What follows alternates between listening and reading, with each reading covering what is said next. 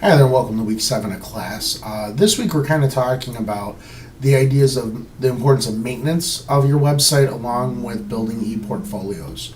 So we're going to look at this in two different parts. So let's talk about the maintenance aspect of it first. Keeping your website up to date is key.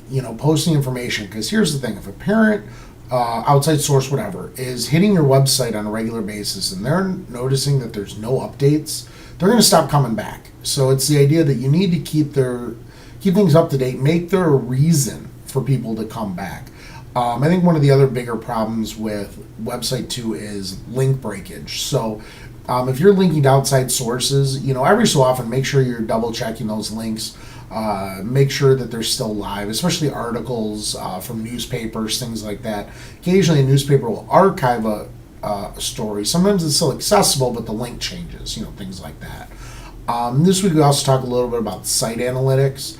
That can be a little tricky because you don't necessarily always have the ability to see the analytics, add the code needed to use something like Google Analytics, something like that. But if you do, that is key. It's to know who's viewing your website, when are they viewing your website, how often is it getting viewed.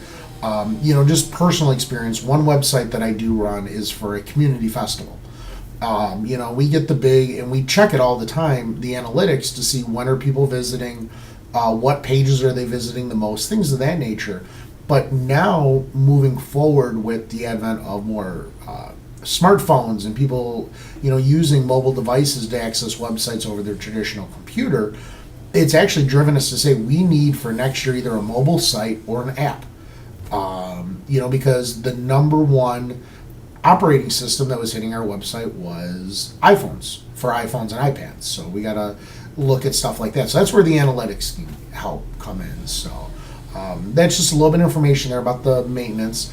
But now talking about the e-portfolio aspect. I know this week in class we're really talking about the teacher e-portfolio, and that's great. I do suggest that teachers do that. It's a great self-reflection. I don't even say to use the e-portfolio as much to help look for jobs, which it does help, or help with getting a job, which it does. But even just that self-reflection piece, to look back at times and say, oh, what have I improved on?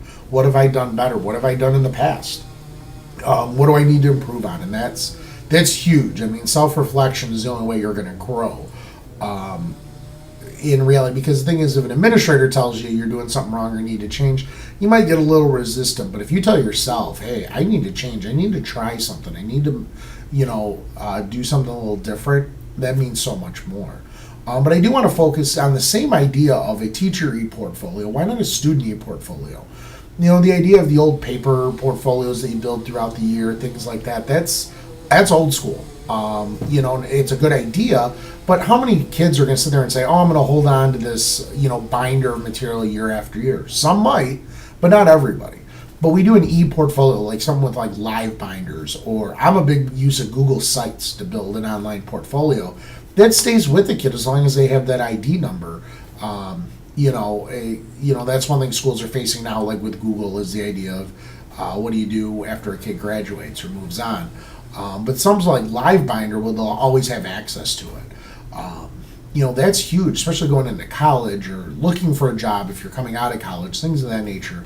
That's a great way to really see student growth.